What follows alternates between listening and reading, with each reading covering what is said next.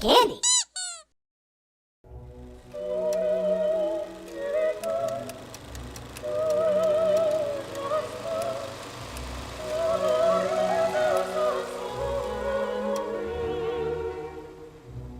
Hello and welcome to a brand new season of Monday Movie Night. I'm your host, Damian Nova, and we are going to be talking about movies all year long. I wanted to start off with something that just came out this year, but I will be starting to get back on my obscure films. I know it seems like you seem to enjoy that. But today, I really wanted to touch on something that is brand spanking new. It just came out this weekend, and that is the Ryan Coogler film, Sinners. Sinners is spectacular. This is one of the best movies I've seen in a long time. I wouldn't even say in a long time because I enjoyed a lot of horror from last year and 2023, like The Substance and The First Omen. It's a bunch of other ones, but this one touches me in a special place, mainly because we don't get a lot of black horror movies. And to call this a horror movie is a reach in a sense. It's a great film. Whether it's a horror movie or a drama or whatever, it's a great film. But to specifically just say that it's a horror movie downplays the impact this film has. First of all, let's talk about Ryan Coogler. Ryan Coogler is probably one of the most prolific filmmakers of the last decade. He made movies like Creed and a tiny little film called Black Panther. But he's also made really interesting independent films like a film called Locks. He also made Judas and the Black Messiah, a film called Anthem. I mean, these films are him at his freest. When he has to make a movie that is sort of locked into a universe like Black Panther or Creed or Space Jam or any of that, like, he seems limited by the notions of whatever the producers want. But when he's let free to make something unique and authentic and sort of chaotic in a sense, he is at his best. I love Black Panther. I didn't see the Creed movies. I don't really care about the Rocky films, so that was not something I needed to see. I enjoy his directing in Black Panther. I thought he did the story justice, but you can tell that Disney had a big hand in how that was created.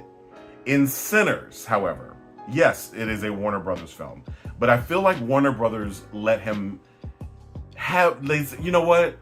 You did so well on Black Panther. You made them $1 billion trillion. Do what you want. And sometimes, like when you look at a director like James Wan, sometimes that do what you want creates either bizarre nonsense or terribleness. This seems to have freed Ryan Coogler's mind and let him make something dark, but also vaguely historic. And he said, you know what? I'm going to step into this Jordan Peele sort of area and make a horror film that is wrapped in, ideas of racism and the ideas around the Ku Klux Klan and how they exterminated black people in their own spaces and etc. Like, it gets into those things, but it's still at its core a vampire movie. From the trailers, I thought it was going to be a demon movie. I thought it was going to be a movie about demons and how you have to face your demons and da-da-da. And it's still that, but he really leans into the vampire lore. At one point when I'm sitting there, I'm like, what are the rules for these vampires? Because one minute they seem kind of strong, and then the next minute they're fighting a normal human and it seems like they're struggling. We don't need a huge backstory, in the 18th century, they killed a bunch of Irishmen and they became, we don't need that. Now, I really want to talk about the music and the videography and sort of the sound design and the costuming and how Ryan really made you feel like it was a real place.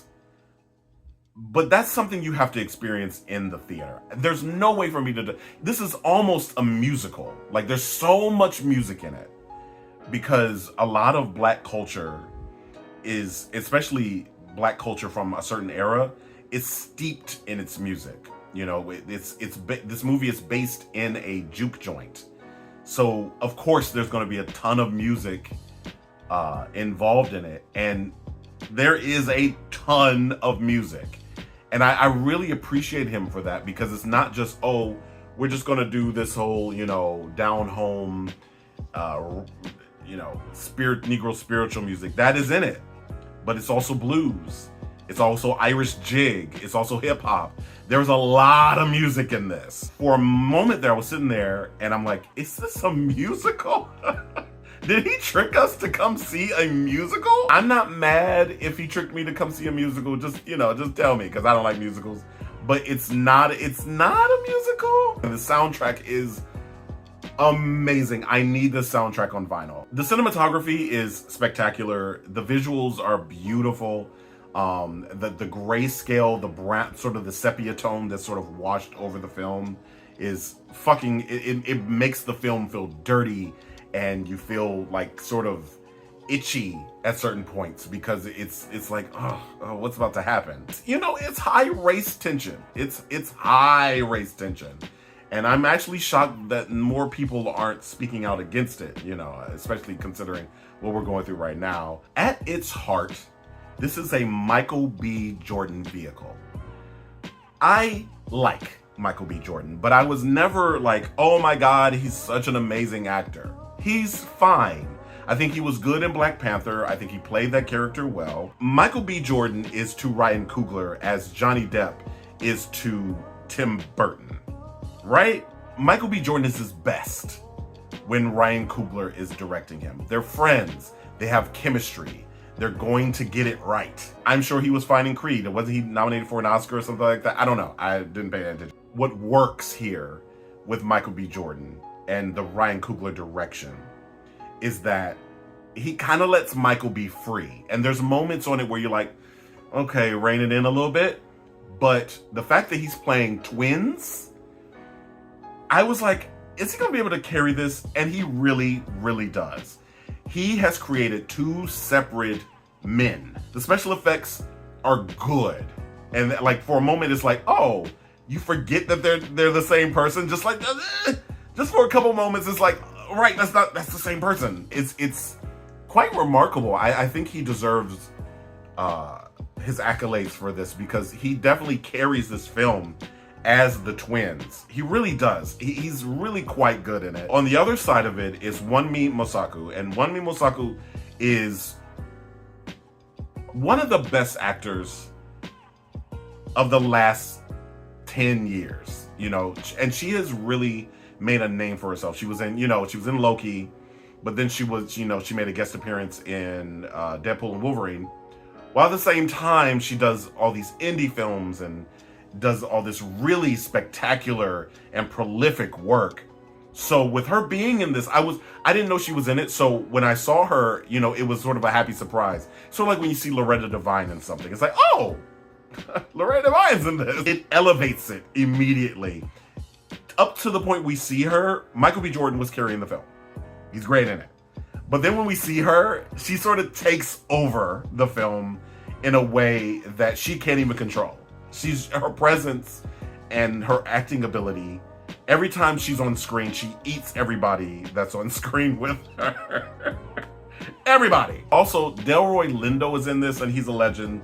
Delroy Lindo has been around forever and has made, he's probably had one of the most prolific careers of any black actor, and he doesn't get enough recognition for his contributions, and he is quite possibly top 10, one of the best male black actors of all time. And he deserves all the flowers he ever gets. The man is amazing. Saul Williams pops up in it, which was a complete, like, I had to look at him for a little while. I was like, is this fucking Saul Williams? And Saul Williams is more known for his poetry and for his oratory work and, you know, his recordings. And I forgot he's an actor sometimes. As much as Michael B. Jordan and Wunmi really carry this movie, it's the new kid that is the heart. He is the heartbeat of this film. Miles Catton is brand spanking new. This is like his first major film. He was in a Christian film called Risen or something. I don't know. He's really good. He's definitely somebody we're gonna have to watch because he's spectacular right now. He really plays this role really well as the catalyst for everything that happens. He feels like a supporting character, but the moment the movie gets moving, you realize that he's the one that they have to protect from the vampires. You know what I mean? Like he's kind of a Pollyanna, kinda, but I think because he's so naive, it sort of works for his age and his look. It works. He's not like an 80-year-old Pollyanna. It works. I'm trying to stay away from too many spoilers, but I can tell you what the plot is. It's all in the trailers. You know, it's about these twins that run away from Chicago after working with the mob and possibly robbing the mob to open up a juke joint in their hometown in Mississippi.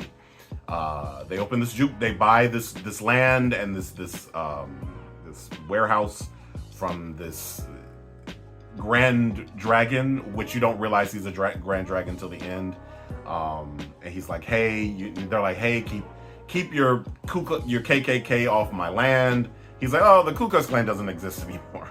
Which everybody in the theater, you hear them say, you know, it's like, because they exist now. So they buy this land, they buy this thing, they want to open the juke joint, and they sort of go around and collect their Avengers for this. And I think that's why a lot of people are saying this feels like a superhero movie, because they're going around and collecting all these people to help, you know, open this juke joint. And Wunmi Mosaku is one of the twins' ex, and he left after she lost her baby. There's a whole side plot about that. The little stuff in the film about music being able to summon spirits, I didn't think they were going to carry it as far as they did.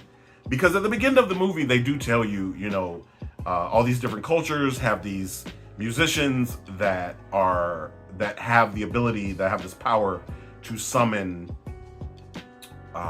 ancestors and to also summon spirits from the future.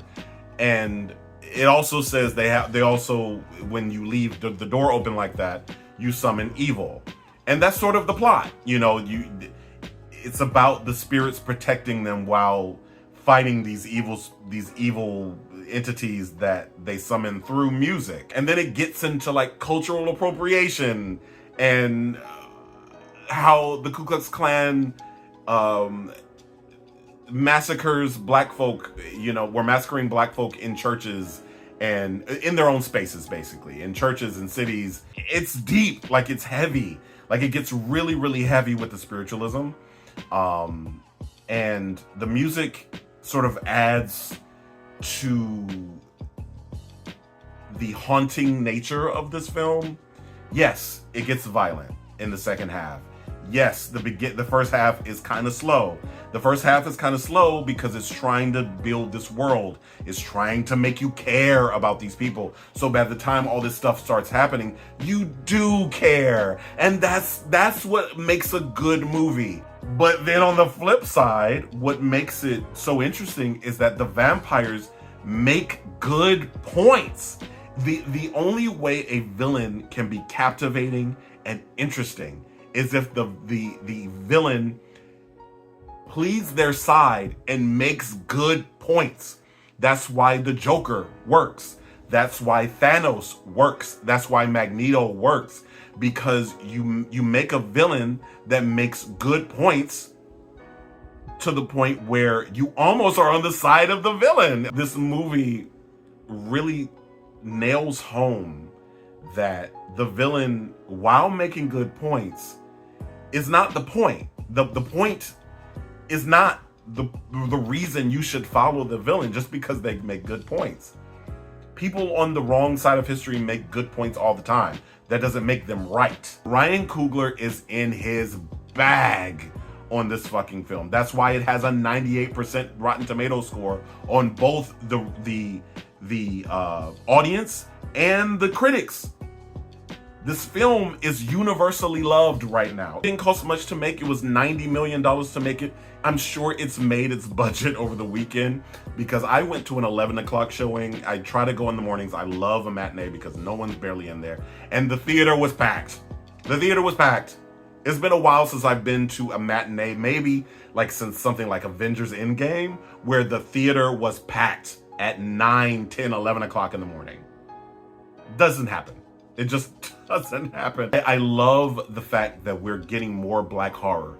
Yes, The Woman in the Yard is a mess, but at least they tried. At least the door is starting to open again for us to get more films based around the black experience. I give Sinners an A. It loses some points because of the speed at which the beginning goes, or maybe I would say cut a few songs, or maybe not cut the songs, but maybe cut them a little shorter, you know. We don't need to hear the whole song on some of those. And the ending is a little sappy because it gets into Buddy Guy and the blues. It's a little sappy, and it's great to see Buddy Guy still kicking. But I would give it an A+ if it weren't for those few little things that made me roll my eyes. But on the whole, this is a film you should see more than once. I need to see it again. I would love to see it again. I might have a whole new review after seeing it twice. But this is a film you should go see. Take your children. Take your children. If you think they're ready to see a film about vampires and all that other stuff, take them to see this. This is an important film. I'll catch you next week.